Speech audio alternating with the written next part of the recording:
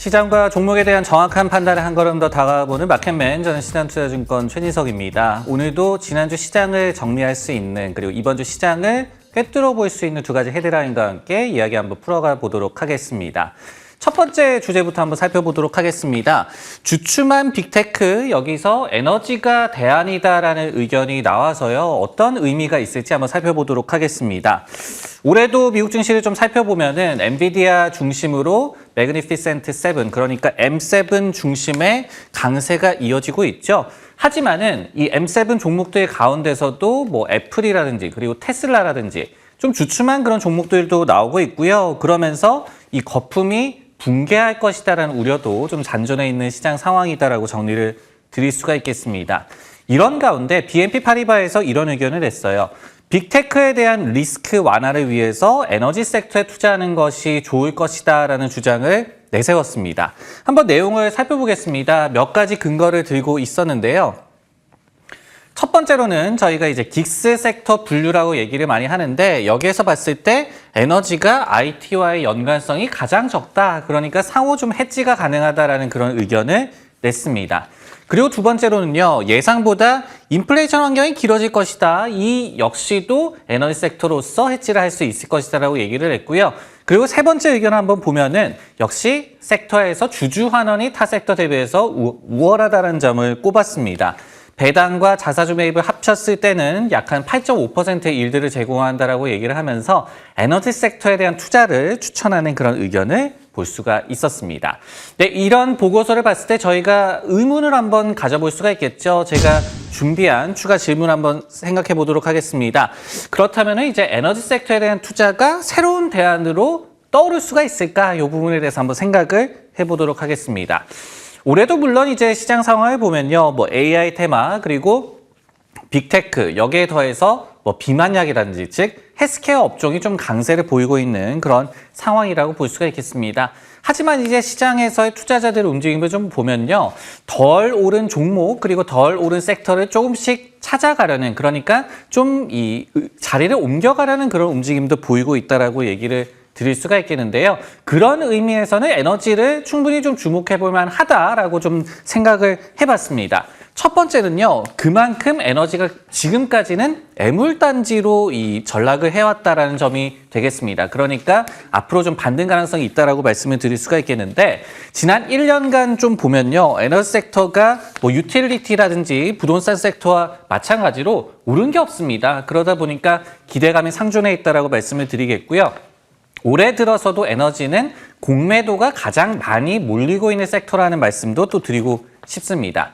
그리고 이제 실제로 글로벌 펀드 매니저들의 포트폴리오를 좀 보더라도요, 에너지 섹터에서의 비중 축소 비율이 지난 2020년 4월 이후에 최고치까지 올라가 있는 그런 상황입니다. 근데 당시를 좀 복기를 해본다면요, 이후에 몇 개월간 미국의 원유 ETF, USO 같은 경우에는 거의 2배 상승한 바가 있었습니다. 그러니까 이런 지나친 비관론이 에너지에 지금 주목해야 할 이유로 꼽아볼 수가 있겠습니다. 그리고 두 번째는요, 원유 시장에서의 수급을 저희가 생각을 해볼 수가 있을 것 같습니다. 시장에서 그리고 뭐 전문가들은 장기적인 원유의 수요 절벽을 우려하고 있습니다. 그러니까 뭐 차도 전기차로 바뀌듯이 모든 것이 이제 전기화되면서 원유에 대한 수요가 줄어들 것이다라는 그런 우려인데요. 시장의 컨센서스는 오는 2050년까지 원유 수요가 절반으로 떨어질 것이다 라고 좀 우려를 하고 있는 그런 상황입니다. 하지만은 일부 기관, 뭐 모닝스타 같은 경우를 한번 인용을 해볼게요. 이런 곳에서는 같은 기간 원유 수요가 11%만 감소할 것으로 전망을 하고 있거든요.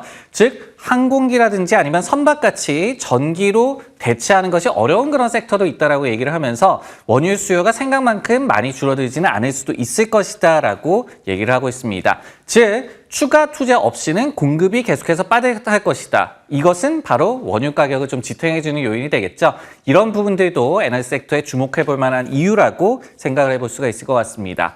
세 번째로 저희가 투자 대가들의 포트폴리오에서도 힌트를 좀 얻을 수가 있을 것 같습니다.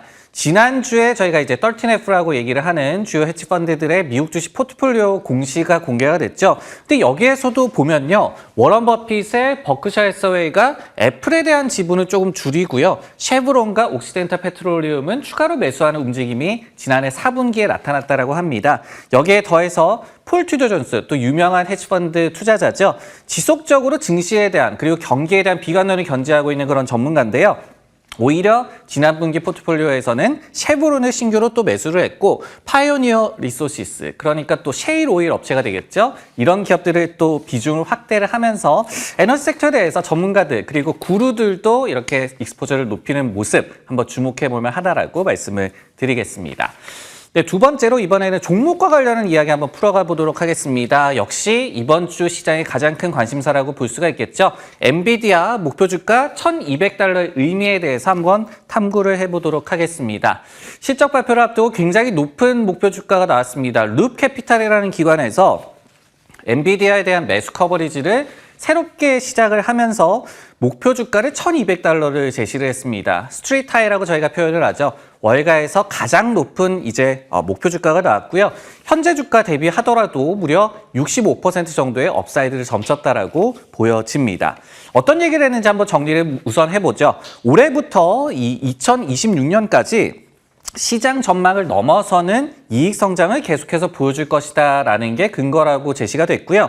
그리고 앞으로 3에서 5년간의 GPU 컴퓨팅 그리고 AI용 하이퍼스케일 데이터 센터 구축 사업에 초입에 이제 진입했을 뿐이다라고 분석을 했습니다. 그러면서 뭐 AMD나 인텔 같은 경쟁사들이 많이 있죠. 이런데도 불구하고 고객사들이 엔비디아의 24년도 그리고 25년도 GPU 공급 물량을 모두 다 소화할 것이다라고 얘기를 했습니다. 그러면서 목표 주가 1,200달러 역시도 25년도 EPS 전망 40달러에 30배 정도의 PER을 적용한 것뿐이라는 그런 분석을 제시를 했습니다. 이렇게 스트리트 하이 월가에서 가장 높은 목표 주가가 나오다 보니까 진짜 이게 의미가 있을까? 그리고 이번 주 실적에서는 어떤 부분을 주목을 해야 할까 살펴볼 필요가 있을 것 같습니다. 엔비디아의 실적 발표, 기대치를 충족하는 것이 과연 가능할까? 한번 탐구를 해보도록 하겠습니다. 우선 이제 엔비디아와 관련해서 말씀을 드리자면요. 장기 전망은 분명히 좀 견고하다라고 말씀을 드릴 수가 있겠습니다. 올해만 하더라도요. 포춘 1000 기업에서의 IT 지출이 전년 대비 한 5에서 8% 정도 증가할 것으로 예상이 되고 있거든요. 이게 작년에 5% 증가에 그쳤었습니다. 그리고 이제 통상적으로도 한 3에서 5% 정도 성장을 하는데 그치는데 올해 이제 IT 지출이 기업들 사이에서 많이 늘어날 것이다라는 점, 즉 AI와 관련한 투자가 많이 늘어날 것이다라고 저희가 유추해 볼 수가 있겠습니다. 그 근거가 인프라 지출에 대한 투자가 통상 30% 정도 늘어나는데 올해는 45% 정도나 증가할 것으로 예상이 되고 있습니다. 이런 부분들은 분명히 엔비디아의 우호적 환경이다라고 말씀을 드릴 수가 있을 것 같고요. 그리고 이제 앞서서도 지난해 4분기 13F 포트폴리오를 말씀을 드렸는데 레이 달리오, 엔비디아 같은 종목과는 좀 친숙하지 않은 그런 투자 그룹입니다. 근데 레이 달리오의 브릿지워터가 기존 대비해서 이 엔비디아에 대한 비중을 무려 450%나 늘리는 그런 움직임이 나왔습니다. 여기에 더해서 크리스 로코스라든지 이렇게 또 억만장자 투자자들도 지난 분기에도 엔비디아에 대한 비중을 높이는 그런 움직임이 나타났습니다. 하지만 이렇게 이 장밋빛인 장기 전망에 비해서요, 이번 주 실적과 관련해서는 좀 변동성에 대비를 해야 될 것 같은데요. 몇 가지를 한번 지적해 볼 필요가 있을 것 같습니다. 첫 번째는요, 높아진 기대치를 과연 충족할 수 있을 것이냐, 이 부분을 좀 살펴봐야 할 것 같은데요. 1월 결산분기 실적을 이제 발표하게 됩니다. 근데 이제 매출이 한 205억 달러 정도, 그리고 EPS가 4.63달러 정도 예상이 되고 있는데 지난 90일간 EPS 전망치에 대한 상향 조정만 38건이 나왔어요. 즉 기대치가 계속해서 높아지고 있었기 때문에 이를 과연 넘어설 수 있을까라는 점에 대해서 좀 의문이 나오는 상황이고요. 기대치대로 만약에 나온다라고 한다면은 전년 대비해서 매출이 무려 238% 그리고 EPS가 356% 신장하는 셈이 됩니다. 하지만은 전 분기 대비해서는 성장률이 매출 13%, EPS 15% 정도로 굉장히 좀 둔화하게 되거든요. 그렇기 때문에 가이던스도 중요하겠고 그리고 이 같은 전 분기 대비 성장 둔화를 시장이 어떻게 바라볼지도 저희가 생각을 해봐야 될 것 같습니다. 두 번째로는요, 또 전족격이라고 말씀을 드릴 수가 있겠는데 옵션 시장에서의 좀 움직임을 주목해 볼 필요가 있습니다. 현재 옵션 시장은요, 엔비디아가 실적 발표 후에 주가가 오르든지 내리든지 양방향으로 11% 정도 움직일 것이다라고 예상을 하고 있거든요. 근데 물론 상승 쪽에 베팅이 좀 우세하긴 합니다. 하지만은 변동성에 대한 예상, 그러니까 주가 등락 폭이 3년 내 최고로 좀 예상이 되고 있고요. 그리고 통상적으로 엔비디아가 실적을 발표했을 때 주가가 한 6.7% 정도씩 움직이는데 여기에 대비해서 굉장히 많이 좀 변동성이 예상되는 그런 상황입니다. 기대가 큰 만큼 실망감에 대한 대비도 미리 좀 해야 하는 그런 상황이다라고 정리를 드릴 수가 있겠습니다. 네, 마켓맨 오늘 준비한 내용 여기까지고요. 저는 다음 주에 다시 돌아오겠습니다.